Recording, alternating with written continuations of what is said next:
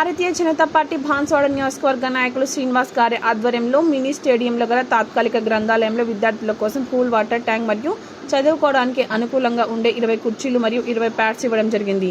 ఈ సందర్భంగా ఆయన మాట్లాడారు. విద్యార్థులకు ఎటువంటి సహాయ సహకారాలు అవసరమున్నా ముందుండి ఆదుకుంటానని హామీ ఇవ్వడం జరిగింది.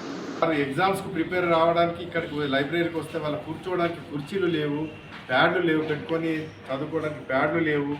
మరియు వాళ్ళు చెట్ల కింద కూర్చొని చదువుకోవడం చూసి నాకు చాలా బాధ అనిపించింది. అప్పుడు ఎమ్మెల్సీ ఎలక్షన్స్ కోడ్ ఉన్నందున ఆ రోజు మనం కుదరలేదు ఇవ్వడము. ఈరోజు వీరికి చైర్లు మరియు ప్యాడ్లు డొనేట్ చేయడం జరిగినది. ఇంకొక విషయం ఏమిటంటే గత ప్రభుత్వ హాయంలోనే జిల్లా గ్రంథాలయంకు 60 లక్షల వరకు శాంక్షన్ అయి ఉన్నది. ఇది ఎట్లున్నదంటే ఒక సామెత, కొండ నాలుకకు మందిస్తే ఉన్న నాలుక ఊసిపోయిన విధంగా వాళ్ళు ఉన్న బిల్డింగ్ కూలగొట్టేసిండ్రు, కొత్తది కట్టలేదు, గ్రంథాలయంను డెవలప్ చేయలేదు, దీన్ని తీసుకొచ్చి స్టేడియంలో ఒక మూలను వాడేసిండ్రు.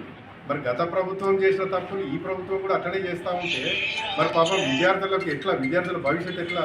మీరు ఎట్లాగూ జాబ్లు ఇవ్వరు, చదువుకున్న వాళ్ళకి మీరు ఎట్లాగో జాబ్లు ఇవ్వరు, కనీసం వాళ్ళని ఎగ్జామ్స్కి ప్రిపేర్ అయ్యేసేసి ఏదైనా చేద్దాము అని అనుకుంటే వాళ్ళకు ఆ రకమైన సౌకర్యాలు కూడా ఇవ్వరు. ఇది మరి చాలా దారుణంగా ఉన్నది. కావున ఈ గవర్నమెంట్ అన్న ఈ పరిస్థితులను అర్థం చేసుకొని వాళ్లకు మంచి ఎడ్యుకేషన్ కొరకు సహాయం చేయవలసిందిగా కోరుతున్నాము.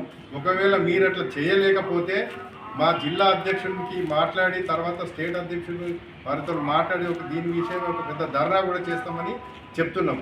కావున మీరు సహకరించి విద్యార్థుల బాగోగులను చూసుకోవాల్సిందే కోరుతున్నాం. జై శ్రీరామ్.